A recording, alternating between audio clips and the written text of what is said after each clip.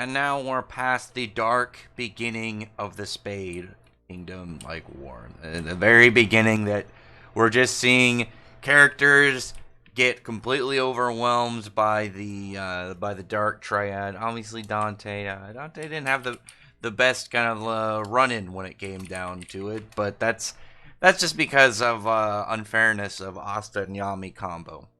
It wasn't for the fact that he had anti-magic countering and that he was so reckless, he would have been fine. But as it is now, you have all the characters kind of just in the cooldown. I was right that it looks like the effects of Asta's arm is permanent. It looks like it's always going to be like this. Maybe at some point he'll master it and he'll be able to kind of like switch it between looking normal and looking like this, like a form. I don't know, but they're discussing how there's nothing that they can really do about it. Whatever did this to Asta's arm is unknown, and things are just kind of like in a darker spot right now. Like nobody knows really what they need to do. It's all looking a bit dangerous, and it's all like everything just seems to not want to go well right now. And I doubt they've even got back to, like the full information, because it seems like they know about, like, they're talking about the Golden Dawn being pretty much decimated, and here they know what happened to the Black Bulls. I'm curious to know if they also know what happened over in the Heart Kingdom, that they've just been completely getting demolished on all sides, and things have just been going very poorly for them. There was note the Gray's magic may not just be transformation magic. I'm thinking her magic has something to do with like conversion, like if it's like she changed the spell, like the ability of or just in general the effect of Dante's sword into like a healing spell, or she can just kind of like convert matter. Maybe like that's how she did it. She converted the mass of the sword into like just whatever she would need to in order to heal up Gauche. I don't know. It's just some kind of like rough early guesses of what it could be, but as it is right now, it just has to be a little patient. I'm sure we'll get it eventually. It's something that I doubt would get kind of like brushed over, considering she's like super. I don't actually even say super like involved in things. She is a member of the Black Bulls, which makes her important. Is the best way that I can put it. It's just a matter of how long we're gonna have to wait. But after that part, and all the characters just kind of being like, man, we didn't do too well. Yami got taken. Everyone just seems to be all worried in a dark spot. The more important thing that obviously I think everyone is talking about in this chapter, and there's obviously one other important thing that happens, but to me, and I feel like to a lot of people, the biggest thing is going to be seeing Asta just completely broken up by this. Like he's very clearly not doing well. Like the fact that right when he wakes up, he gets his grimoire, takes it out, and then you see the a Yami sword come out of it, and he knows that it wasn't all. It was, maybe he was hoping it was all a dream, and that it was gonna be like, oh no, none of that actually happened. It's actually good. Yami's okay, and you would just go about it, normal life. But no, Yami's been taken. He's been captured. He wasn't able to save his own leader. So I imagine Asa is just completely shattered by this. Like, he gets up. He doesn't even put a shirt on. He just grabs his grimoire and he gets ready to go try and rescue Yami. And it really, really reminds me of when Gildarts first came back and then told Natsu about Acnologia, or at least the Black Dragon, and you had him just kind of being like disregarding all logic of the fact that he would get decimated at the time, that he would go and try and find information of his father. And here, Asta, regardless of anything that could do anything for him, he just decides to, for whatever reason, go after the Spade Kingdom to go save Yami. And just like over what happened with Natsu, that I really like when he ran off and he was all determined for it, his was a little bit more sideways, kind of like just depression hour. It's like you're just tripping and then falling into a river and then thinking about his dad. But whereas with Asta, interrupted and stopped by a character we've been waiting to see for a while, Nosh, the vice captain of the Black Bulls, who's just like taunting Asta. Seems he's just trying to get a rise out of him, and and just like starts talking about like, oh, Yami, we don't really need to save him, talking about how much of an idiot he is, and like, oh, he's arrogant and he's crass. And I did like the part where he's just straight up telling us like, you couldn't beat that other devil possessed guy, and there's two other people like over there on level with him.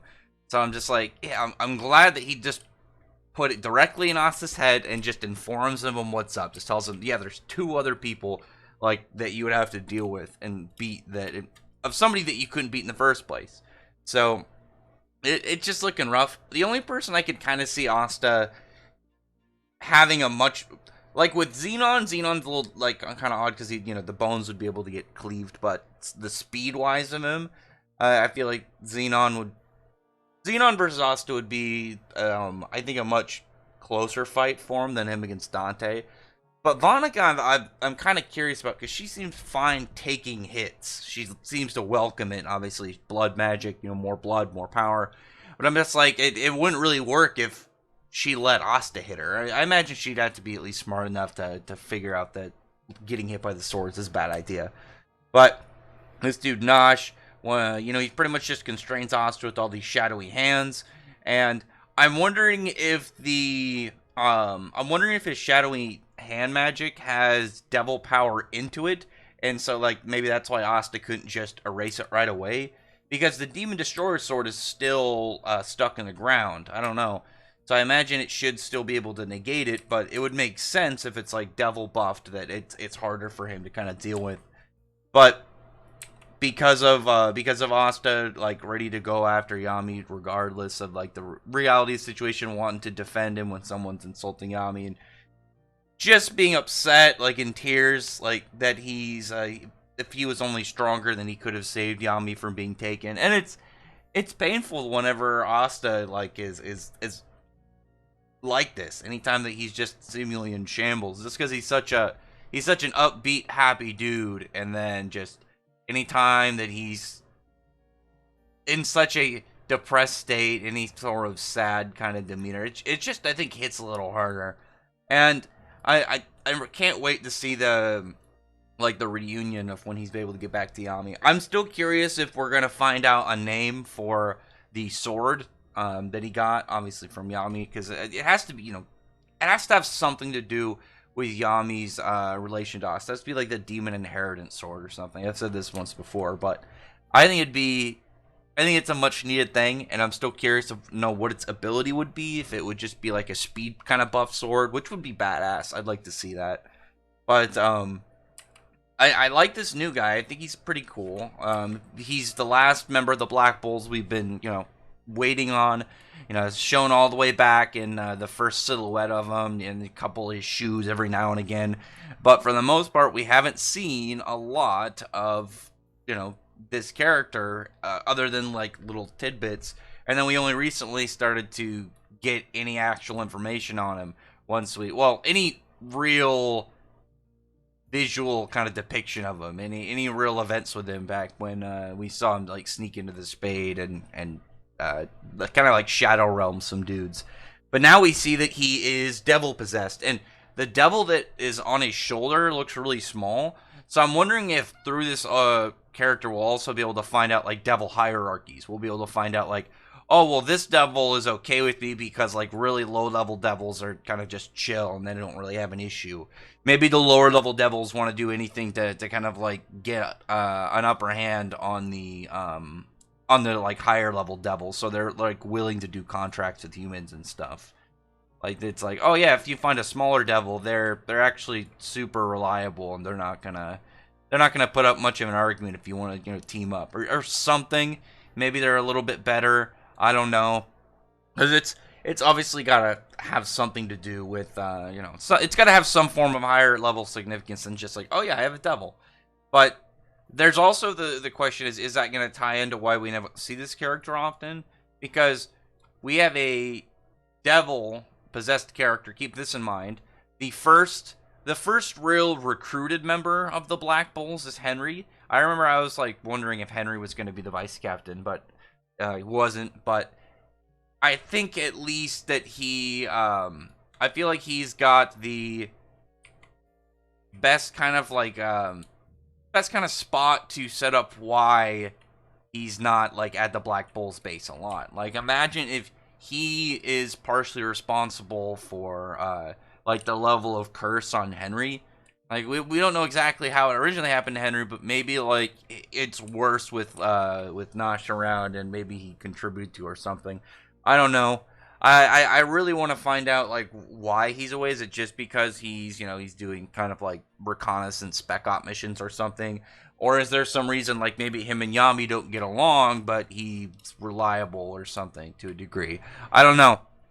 Either way, it's just gonna be a bit. It's gonna be a bit of us waiting to figure out like the more finer details. I don't think there's a break next week, so we're gonna get to start. We're gonna really start to see more about the secret devil traits and tidbits of the Black Clover world, and I really do want to like see more conversation between Asta and the Anti-Magic Devil. I'm hoping we get a name for the Anti-Magic Devil, even a nickname. If we're gonna have Asta talking to him a lot, he's got to have something to kind of just like call him. It doesn't have to be the whatever secret reason that his name is in kept quiet. Nickname's perfectly fine with me. I'd be perfectly fine if we just kind of called him something like you just called him. Like Asta could just call him AMD for Anti-Magic Devil, and I'd be perfectly fine with that, because then we could have that as just the name. But yeah, I'm really hoping. I was like gonna try and make a joke, but I'm not gonna do it. I would really like to figure out more about that dude, because it's just one of those long going things. It's been there since the start. What's the origin and secret of this dude? Well, we still don't have it. And then I really want to find out what's going on with Noel next chapter, and I'm curious to know what's next in this, because I do think that they're going to need to get other allies in order to go against the Spade, and two of the ones that are directly adjacent to them are probably going to be much more willing to be on their side than side with the Spade, and that's remnants of the Diamond Kingdom and the Witch's Forest. So maybe we'll see characters kind of going over there and doing stuff with them. I feel like it's a possibility to kind of aid or get aid from the witches based off. We know Tabata is doing. He's the one that did all the stuff for the anime exclusive stuff right now that's happening, and they're being stuff with the witches. I'm wondering if he's like putting stuff in there to kind of get us like a little bit more invested in the witches, so we will be more excited seeing them regroup and then join with the Clover against the Spade. But we'll see. It's just a matter of time. It's got to wait. And then obviously the Diamond Kingdom, because I want to freaking see Mars again. I really want to find out what's going on with Mars. And I know everybody's got like theories. Like pretty much everybody that really does Black Clover theories has like got like the dwarves being in the Diamond Kingdom, and everyone wants to see the dwarves for obvious reasons. And now we have Asta having the ability to with his anti-magic permanently change weapons, so he can get like some sick dwarven weapon. I'm still wondering if he's ever going to get his own custom weapon. Then they make just for Asta, and they're able to give it like what ability perfect for him. I feel like the perfect thing for him would be like kind of like something like the Demon Dweller sword, but instead every time it absorbs a spell, it like buffs Asta, makes him physically stronger and faster, something like that.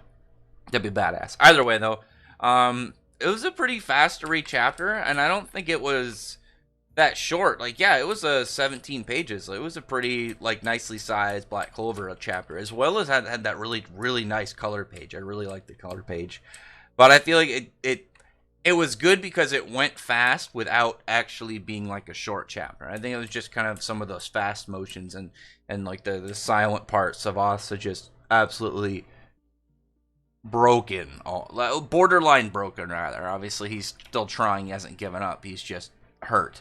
So, but we'll see. He's got to get stronger. There's still a long ways in the journey, and unfortunately sometimes painful loss can really sneak up on you. But anyway, other than that, though, comment below. Tell me your thoughts are about this chapter. I'm happy that I was right about the permanency? That's not a word. The permanent effects of Asta's arm. Because I knew it had to be something other than it just being a better buff, or like a better version of his double form. No, this is permanent. This is going to be like this forever. These sick, weird demon branding looking marks on it. Anyway, other than that, no, comment below, thumbs up the video, but from the like button, subscribe button, and check out my other videos. Further than that, I appreciate everyone who's already subscribed, and I thank you all for listening. Bye.